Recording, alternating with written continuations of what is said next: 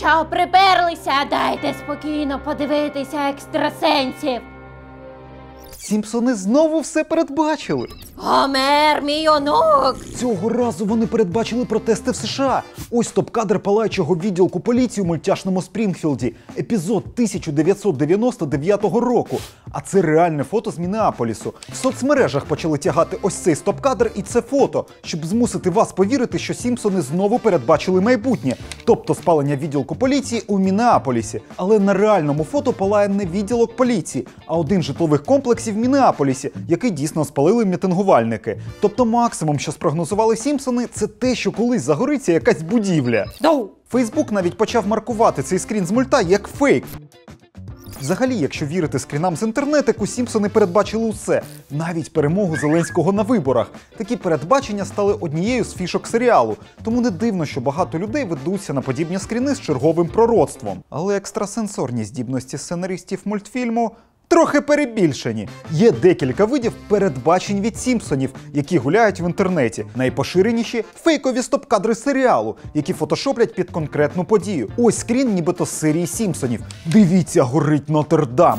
Нотр-Дам дійсно фігурував в одній з серій Сімпсонів, але не горів. Пожежу домалювали потім, вже після пожежі у реальному Нотр-Дамі. Ще один тип передбачень від Сімпсонів – нові серії, які видають за старі. Ось зустріч президента Трампа з королем Саудівської Аравії та президентом Єгипту. Дивіться, один в один. В інтернеті пишуть, що це скрін серії 15-річної давнини. Але ні. Цей епізод залили на ютуб-канал серіалу одразу ж після цієї зустрічі у 2017 році. Але ж вони передбачили, що Трамп стане президентом. Так, це ще один вид передбачень. Але якщо розуміти контекст, вони припиняють бути схожими на передбачення, а лишаються просто жартами, для яких були передумови. Серія з передбаченням президентства Трампа вийшла у 2000 році. Того ж року реальний Трамп брав участь у праймеріс та хотів балотуватися у президенти, але злився. Тож для того, щоб обстібати Трампа в контексті його можливого президентства, були всі передумови. І це не передбачення взяти з нікуди. Тоді ідея висування Трампа на посаду президента здавалася смішною та абсурдною.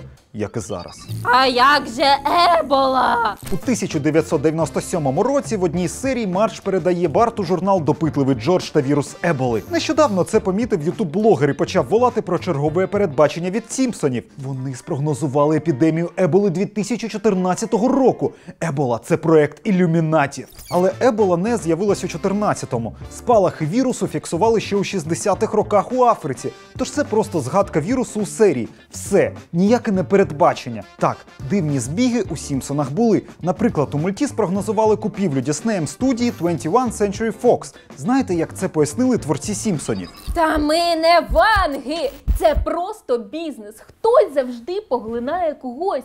Все. Це збіг. Коротше, Сімпсони не ванги, чудес не існує, і нас постійно намагаються намахати, навіть скрінами з мультику. Ти колись помреш.